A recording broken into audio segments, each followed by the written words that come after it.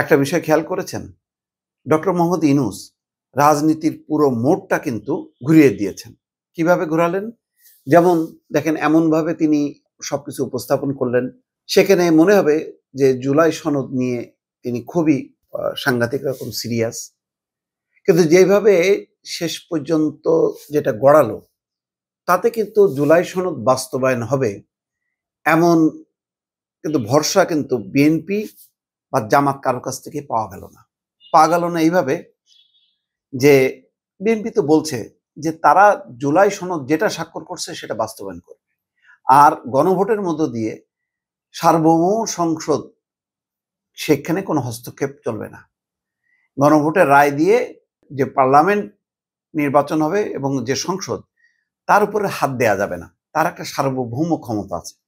সেই সার্বভৌম ক্ষমতা কি আমরা সবাই জানি, যে তারা আইন বদল করতে পারে, বাতিল করতে পারে, নতুন আইন প্রণয়ন করতে পারে, অনেক কিছু করতে পারে, সংবিধান পর্যন্ত কাটাছাড়া করতে পারে, সবকিছুই পারে। তো তাহলে কি দাঁড়ালো? ঘুরে ফিরে কিন্তু বিএনপি জায়গায় থাকলো। আর জামাত কি করলো? জামাত কিন্তু আর মানে হালে পানি পাইল না। জামাতের একটা ছিল যে একেবারে সব পাল্টায় দাও, নতুন সংবিধান করো, তাহলে আর ওই ৭২ সাল আর ওই দিকে আর যাইতে হবে না। স্বাধীনতা মুক্তিযুদ্ধ, তার মধ্য দিয়ে যে সংবিধান, তারাও তাই দেশ চলবে, এইটা হইল না। মানে অনেকটা তাদের পুরনো যেই একটা লিগেসি আছে, তার থেকে তারা দায়মুক্ত হইল, সেটাও কিন্তু আর হইল না। সংবিধান থেকে গেল। ওই রাষ্ট্রপতি শাহাবুদ্দিন তিনি গেজেটে স্বাক্ষর করলেন। তাহলে জামাতও কিন্তু এখানে তার কোনো অর্জন হইল না। অর্জন না হওয়াতে এখন দেখেন বলছে যে ওই যে ৩ জন ওই সব দোষ ওই ফাটাকেষ্টর। এখন ওই দোষ হচ্ছে ৩ উপদেষ্টা। কোন ৩ উপদেষ্টা আল্লাহ জানে। এদিকে আসিফ নজরুল, আদিলুর রহমান শুভ, রেজওয়ান হাসান, নাকি কে বুঝতে পারতেছে না। এর মধ্যে তো আবার বিশেষ সহকারী হিসেবে আসতেছে অধ্যাপক আলী রিয়াজ। আলী রিয়াজ যথেষ্ট মুক্তমনা মানুষ, তার ব্যাকগ্রাউন্ড হিসাব করলে সে প্রগতিশীল রাজনীতি করছে। তো নিশ্চয়ই এই ধরনের কোনো মানে চেতনা, পিছনের দিকে যাওয়ার মানুষ তিনি নন। তো এখানে জামাত একটা ধাক্কা খাইল, বিএনপি দায়মুক্ত হইল। পরিস্থিতি কিন্তু তেমন, জামাত ধাক্কা খাইলো আর বিএনপি দায়মুক্ত হলো। যে ঠিক আছে, গণভোটটা তো কি হবে, এটা তো ডাইল হবে, এখানে যে মানে মানুষ কয়জন ভোট দেবে এবং ওইটা আবার কাউন্ট হবে কিনা, এমনি গণভোটের ব্যাপারে মানুষের আগ্রহ নেই। এরকম জটিল হিসাব নিকাশ দিয়ে যদি আপনি গণভোট করেন, তাতেও মানুষ যাইতো না যদি আলাদাভাবে করতেন। এখন সংসদ নির্বাচনের দিন, একই দিনে নির্বাচন কমিশন তো নিশ্চয়ই বিরক্ত হবে, কারণ এই আলাদা ব্যবস্থাপনা করতে গেলেও কিছুটা অতিরিক্ত ব্যালট বাক্স টাক্স এগুলি করতে হবে। ফোকাস পয়েন্ট কিন্তু চলে গেল।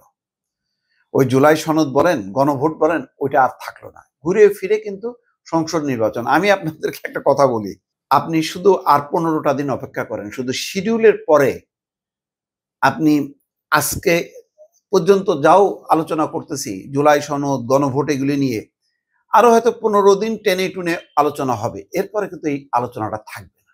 এনসিপি বুঝে গেছে। আজকে দেখেন, এখন পর্যন্ত এনসিপি তো ঝাঁপাই পড়ার কথা এতক্ষণ।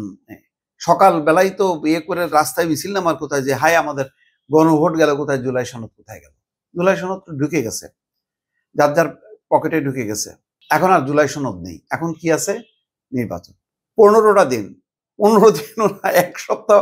আমার ধারণা যে এই জুলাই সনদ টনদ নিয়ে, গণভোট নিয়ে যে আলোচনাটা হবে, গুনে গুনে আর ৭ দিন, ৮ দিন, ১০ দিন, তারপর শেষ, তারপর সব নির্বাচন। দেখেন কালকের থেকে আসবে ওই আসনে কে জিততে পারে, কে জিততে পারে না, অমুক প্রার্থী তমুক প্রার্থী। আমি সারাদিন যে ফোন পাই, বলে যে ভাই একটু যদি করতে না, এই আসনে তো অমুক প্রার্থী ঠিক না, এটা তো ডুববে, অমুকে তমুকে, এই চলতেই থাকে সকাল থেকে রাত পর্যন্ত, ফোনের পর ফোন।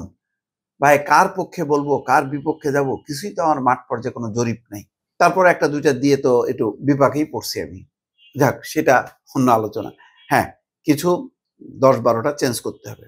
কিন্তু দেখেন এই আলোচনাগুলো এখন পর্যন্ত, জুলাই সনদ নিয়ে ডক্টর মোহাম্মদ ইউনূসের বক্তব্য, তারপর এই যে জুলাই সনদের কি ৪টা বিষয়কে একত্রিত করে একটা, এই সবগুলি আলোচনা কিন্তু হয়ে যাবে।